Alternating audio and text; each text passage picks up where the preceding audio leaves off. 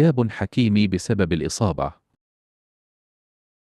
تأكد غياب الدولي المغربي أشرف حكيمي عن صفوف باريس سان جيرمان لعدة أسابيع بسبب إصابة في الفخذ الأيمن تعرض لها في ذهاب نصف نهائي دوري أبطال أوروبا.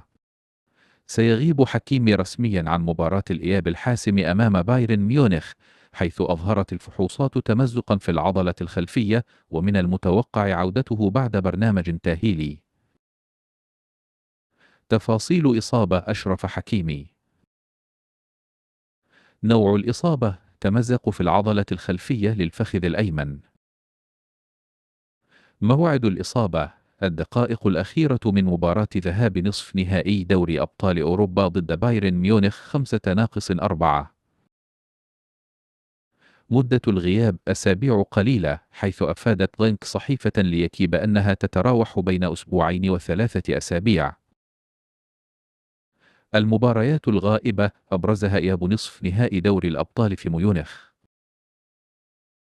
البديل المتوقع: المدرب لويس إنريكي قد يعتمد على وارن زائر إيمري لتعويض غيابه. يخضع حكيمي حاليا لبرنامج علاجي وتأهيلي دقيق لضمان عودته للمنافسات في أقرب وقت. أشاد مدرب باريس سان جيرمان لويس إنريكي بالمستوى الكبير الذي يقدمه الدولي المغربي أشرف حكيمي، مؤكدا أنه يعد أحد أهم ركائز الفريق. وقال إنريكي في الندوة الصحفية التي تسبق مواجهة لوريون: حكيمي، ماذا يجب أن أشرح؟ مستواه. إنه لاعب أساسي، يلعب دائما بمستوى عال جدا.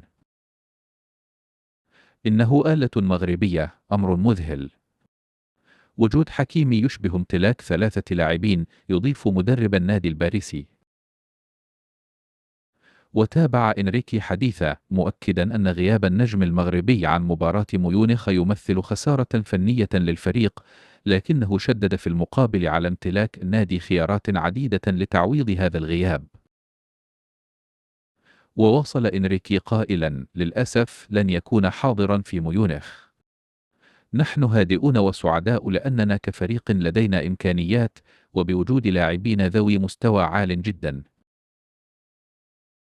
واختتم مدرب النادي الباريسي تصريحه بالتأكيد على أنه لن يكشف أي تفاصيل إضافية بخصوص مدة غياب حكيمي بسبب الإصابة، مكتفيا بالإشارة إلى احترام الوضع الداخلي للفريق.